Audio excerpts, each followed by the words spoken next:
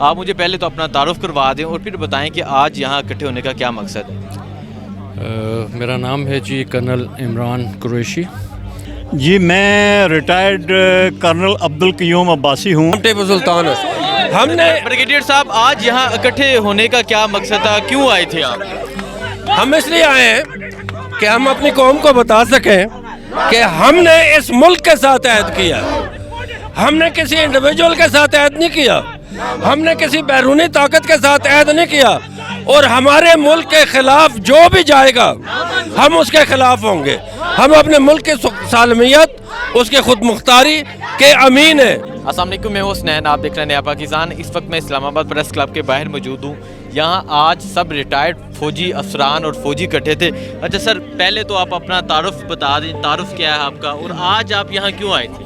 جی میں retired colonel Abdul Qayyum Abbasi ہوں, اور آج یہاں پہ میرا آنے کا مقصد محض یہ ہے کہ یہ جو ایک بدلتا ہوا پاکستان ہم بنتا ہوا دیکھ رہے ہیں, اس میں اپنا نام لکھوانے کے لیے اور اپنی آنے والی نسلوں کو یہ آنے والے وقتوں میں یاد دلانے کے لیے کہ جی ہمارا بھی کوئی بڑا بوڑھا جو تھا اس نے اپنا حصہ جو ہے اس نئے پاکستان میں ڈالا تھا. اس جذبے کے ساتھ 78 سال میری عمر ہے, میں یہاں پہ اکیلا آیا ہوں خود ڈرائیو کر کے, اور بہت خوشی ہوئی ہے یہاں پہ آ کے. اچھا سر, مجھے یہ بتائیں آپ نے کتنے سال سروس کی, اور ابھی جو حالات ملکی حالات دیکھ رہے ہیں کیا سمجھ رہے ہیں آپ؟ دیکھیں, میں نے 1966 میں کمیشن لیا تھا اور 1993 میں ایز اے کرنل ریٹائرڈ ہوا ہوں.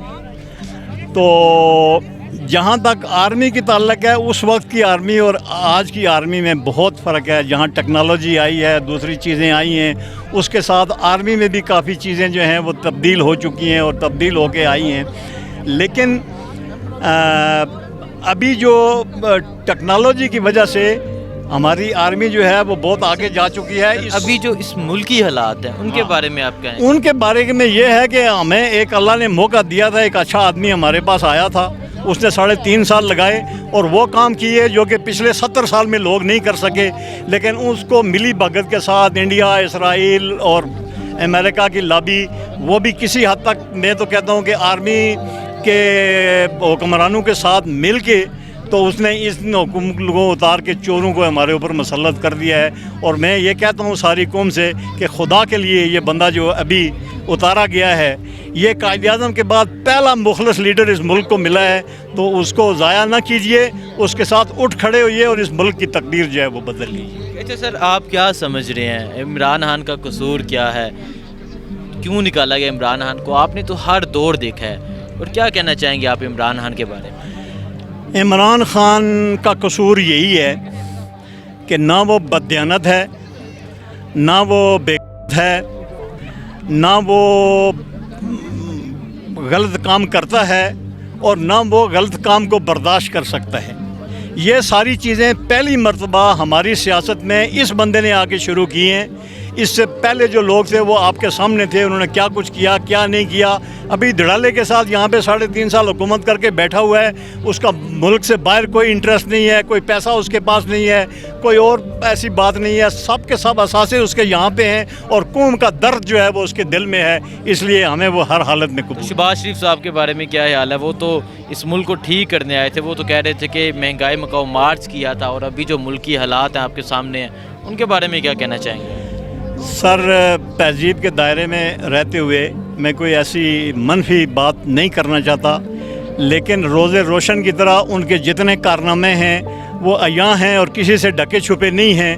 اور آپ نے دیکھا کہ پچھلے کئی دہائیاں جو ہیں وہ اس فیملی کے ساتھ حکومت رہی ہے, اور پھر ابھی کبھی زرداری کبھی شریف, کبھی زرداری کبھی شریف, انہوں نے اس ملک کے ساتھ جو حالت کی ہے اسی کی وجہ سے ہم پسماندہ ہیں, اور ہمارے ساتھ یہ حالت ہو رہی ہے. یہ بذات خود ایک کہانی ہے جو کہ ہر پاکستانی کو پتہ ہے. ٹیپو سلطان ہے. ہم نے بریگیڈیئر صاحب آج یہاں اکٹھے ہونے کا کیا مقصد تھا, کیوں آئے تھے آپ؟ ہم اس لیے آئے ہیں کہ ہم اپنی قوم کو بتا سکیں کہ ہم نے اس ملک کے ساتھ عہد کیا. ہم نے کسی انڈیویجول کے ساتھ عہد نہیں کیا, ہم نے کسی بیرونی طاقت کے ساتھ عہد نہیں کیا, اور ہمارے ملک کے خلاف جو بھی جائے گا ہم اس کے خلاف ہوں گے. ہم اپنے ملک کی سالمیت, اس کے خود مختاری کے امین ہیں. ہم نے یہ عہد کیا ہوا ہے, और हमें ये समझ है कि ये जो हम हुकूमत है ये किसकी ईमा पे आई है और ये क्यों आई है। 2 महीने के अंदर उन्होंने पाकिस्तान की इकॉनमी को बिठा दिया है। हिंदुस्तान में आज नबी करीम सल्लल्लाहु अलैहि वसल्लम के खिलाफ बात हुई है, हुकूमत को इतनी तौफीक नहीं हुई है कि उसके खिलाफ बात करे।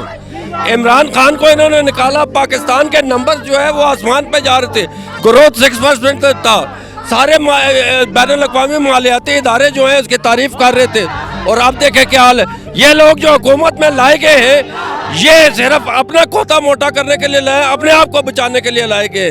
इनको पाकिस्तान से कोई गरज नहीं है और हम इनकी बात ये चलने नहीं देंगे इंशाल्लाह। अब कौम इकट्ठी होगी और कौम को समझ आ गई है। अच्छा ब्रिगेडियर साहब ये बताएं, आपकी इस मुल्क के लिए बहुत कुर्बानियां हैं, आप इस मुल्क के लिए लड़े और आप इस मुल्क की हैर हाई के लिए आपने काम किया। आज जो हालात देख रहे हैं आप क्या कहना चाहेंगे आप? ये हालात जो हैं जी, ये हर पाकिस्तानी इस पे परेशान है। कोई मुहिब्बे वतन पाकिस्तानी जो हुकूमत कर रही है, जो बाकी इदारे कर रहे हैं, जो अदलिया से इंसाफ नहीं मिल रहा, और जो इमरान खान के जो प्रोटेस्ट है उसके पास ख़वातीन और बच्चों के साथ जो जुल्म हुआ है वो कोई बर्दाश्त नहीं को। पाकिस्तान में आज़ादी राय को जिस तरीके से पामाल किया गया वो आपके सामने है, जिस तरह डिस्ट्रॉय की गई उनकी गाड़ियाँ बसें, और हम जो है वो ये अब हुकूमत चलने में ये चंद दिनों के मेहमान है ये इंशाल्लाह। क्या कहना चाहेंगे ये शहबाज शरीफ की हुकूमत के बारे में? ये तो हुकूमत, मैं क्या कहना चाहूँगा, उनकी कारकर्दगी आपके सामने है। कोई टेलीविजन स्क्रीन पे उनकी शक्ल नहीं देखना चाहता, लोग इतनी ज़्यादा नफरत करते हैं। एक ARY है जो उनको दिखा रहा है और उसकी ऑडियंस जो है वो 60 to 80% होती है, बाकी चैनल कोई देख ही नहीं रहा क्योंकि उन्होंने उसको ख़रीदा हुआ इश्तिहार दे दे के। बहुत शुक्रिया सर। आप मुझे पहले तो अपना तारुफ करवा दें और फिर बताएं कि आज यहाँ इकट्ठे होने का क्या मकसद है। मेरा नाम है जी कर्नल इमरान कुरैशी और मैं इधर आया हूँ, हमारे वेटरन्स की प्रेस कॉन्फ्रेंस थी। मकसद ये था कि आजकल जो हो रहा है हमारे मुल्क के साथ उसके बारे में थोड़ा सा हम चाहते थे कि हमारा जो वेटरन्स का पॉइंट ऑफ व्यू है वो भी आवाम को पता चले कि हमारे कितने कंसर्न्स हैं और वो कंसर्न्स किस किस्म के हैं। क्या कंसर्न्स है आप यहाँ, क्या कहना चाहेंगे इस गवर्नमेंट के बारे में, जो इमरान खान को उतारा गया उसके बारे में, और जो अभी मुल्की हालात हैं उसके बारे में? क्या आप समझते हैं कि आपने जो सर्व किया इस मुल्क के लिए, क्या जो ये जो हालात हैं इसलिए सर्व किया था? देखिए जो पाकिस्तान में हुआ है, I think the bubble has burst. अब किसी का ये कहना कि जी ये लोकल कोई हुआ है, वो तो खैर ऑलरेडी हमें पता है, हमारी सुप्रीम एजेंसीज़ ने कह दिया है कि ये फॉरेन इंटरफेरेंस थी। लोकल हैंडलर्स के बगैर फॉरेन कॉन्स्पिरेसी या फॉरेन इंटरफेरेंस नहीं हो सकती। एंड इनफैक्ट फॉरेन इंटरफेरेंस जो है वो एक बहुत बड़ा जुर्म है एज़ कम्पेयर टू कॉन्स्पिरेसी, क्योंकि कॉन्स्पिरेसी तो कामयाब हो या ना हो, लेकिन इंटरफेरेंस जब होती है उसका फ़िज़िकल सबूत मौजूद होता है। तो इन हालात में और उसके बाद एक हुकूमत जो ओवर लास्ट 2 years 6% के अराउंड 5.4, 5.6 से लेके 5.94 तक आपको दे रही थी GDP ग्रोथ, जो हिस्ट्री में ऐसे नहीं था कि अदर देन अयूब खान के दौर में। हमें और क्या चाहिए था? बिजनेसेस ग्रो कर रहे थे, एम्प्लॉयमेंट में Pakistan was best in the reason, और ये पाकिस्तान के स्टैटिस्टिक्स नहीं है, ये वर्ल्ड बैंक के, IMF के और इंटरनेशनल जो जरीदे हैं उनकी ये एस्टिमेट्स हैं कि Pakistan was doing the best in not only in pandemics but after pandemic also हम लोग बेस्ट से इस रीजन में। तो वो क्या रीज़न थी सवाए इसके कि पाकिस्तान को फिर उसी स्टेज पे ले जाया जाए जहां पाकिस्तान फिर इन्हीं ताकतों का दोबारा से मरून मिन्नत बन जाए।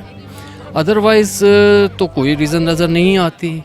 और वो जो लोकल हैंडलर्स हैं they should think twice. Thank you sir, thank you so much.